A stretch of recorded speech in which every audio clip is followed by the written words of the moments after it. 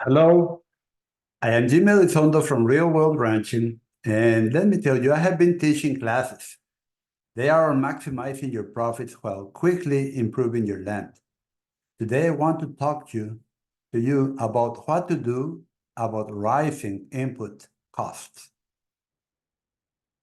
We call it the Total Grazing Academy, and we manage 4 programs. The Total Grazing Program adapted genetics and selection guidelines, the optimal calving season and nutrition when grazing. Why so many courses? Because we need to consider many things to really produce more with less. You see, these courses aim to maximize your stocking rate, the number of productive animals you can maintain per ranch or farm per year. They also seek to minimize overgrazing and hay cost. Overgrazing happens whenever we graze grass when it is too young, and that it reduces its roots. They become shorter. This will improve your land the fastest while your profits go way up. Why? Because nature always is striving for complexity, biodiversity, and productivity. It seeks ever higher long-lived soil organic carbon or humus.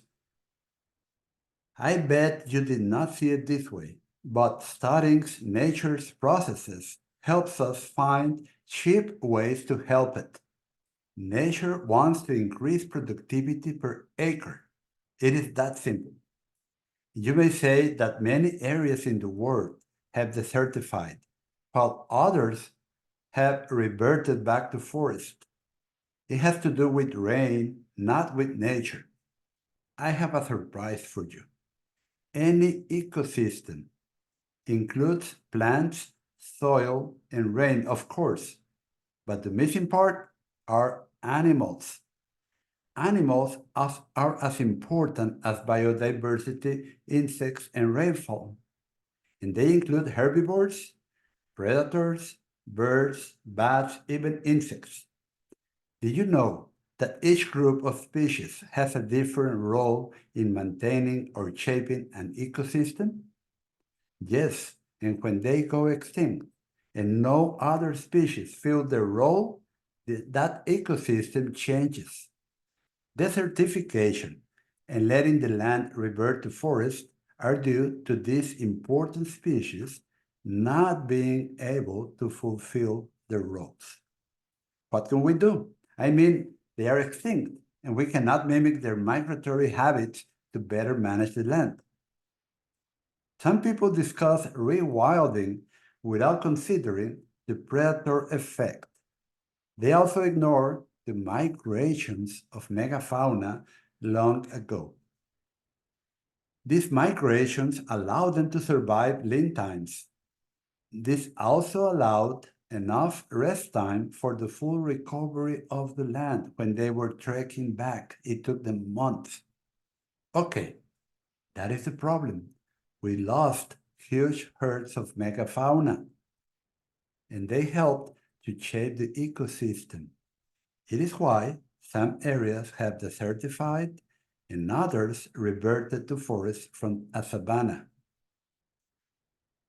We must mimic the role of the megafauna. Then we can restore the pre-extinction levels of humus, which is long-lived soil organic carbon. And happily, this is what nature is always striving for. This is what nature wants help with. Let me explain. Around 40,000 years ago, many herbivores and predators roamed the earth. They were present in huge numbers. Some of them accomplished a total graze as they were hindgut fermenters, and others were ruminants.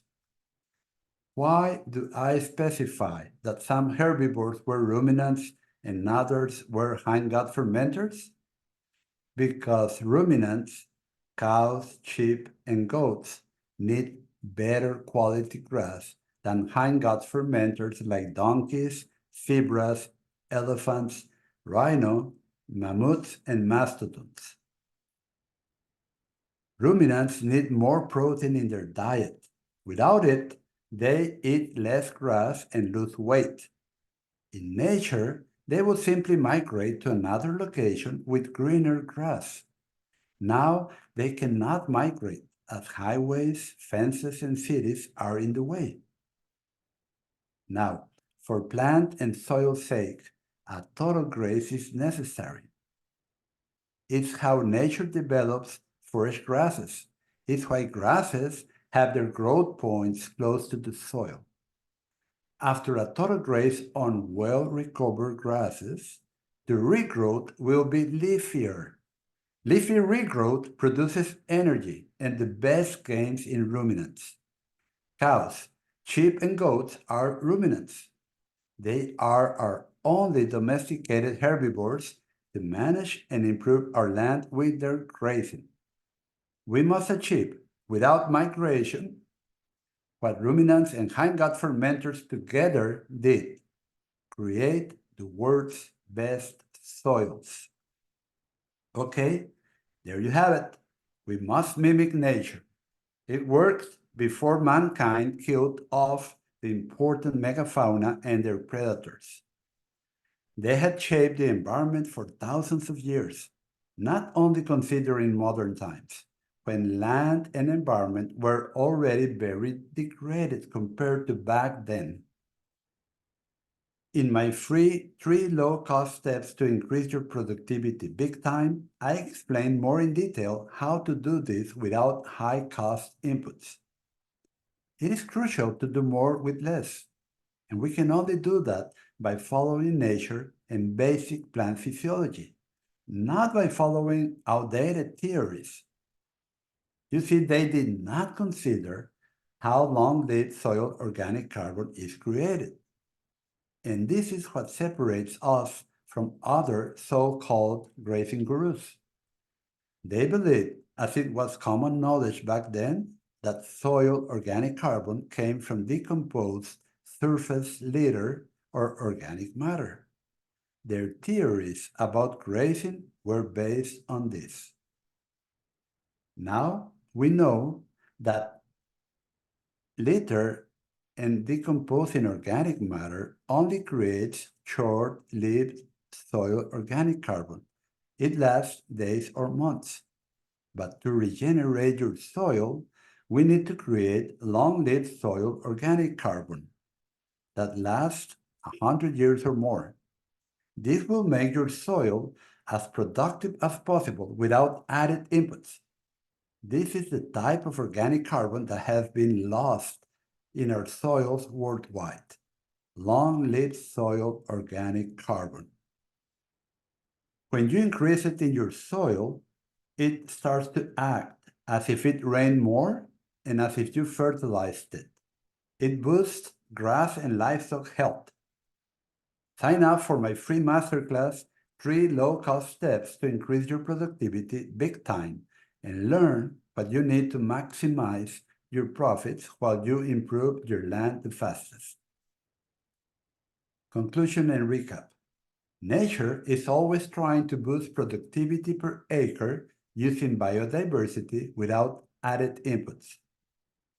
Herbivores and predators shaped environments, creating savannas, which are the most productive ecosystems for humans. Animals are part of any environment. Their absence degrades it.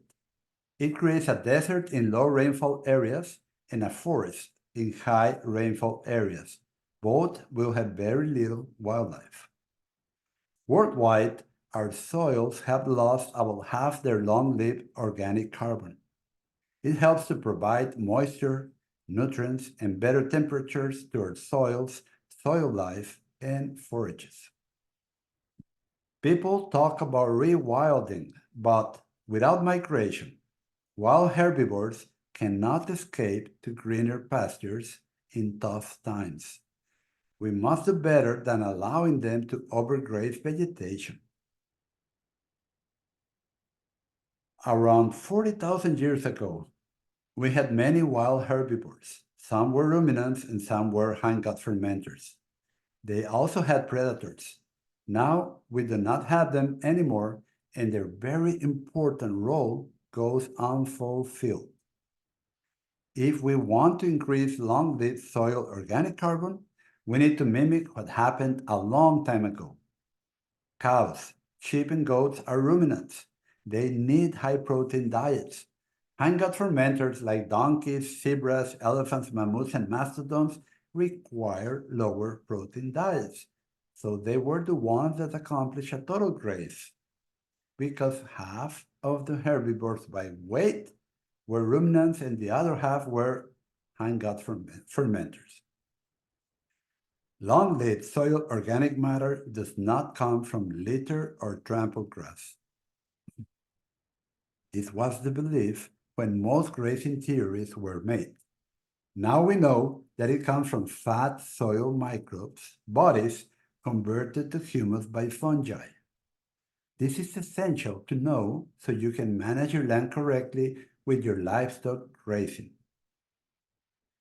Join us for the free 3 low-cost steps to increase your productivity big time. The link is here. Thank you for listening. I hope you like this. I hope you are eager to attend our free masterclass on how to do more with less. 3 low-cost steps to increase your productivity big time and improve your land at the same time. Thank you for listening, and I'll see you there in the free masterclass. As always, sign up for my free weekly blog at www.rwranching.com and become part of a group. May God bless you all.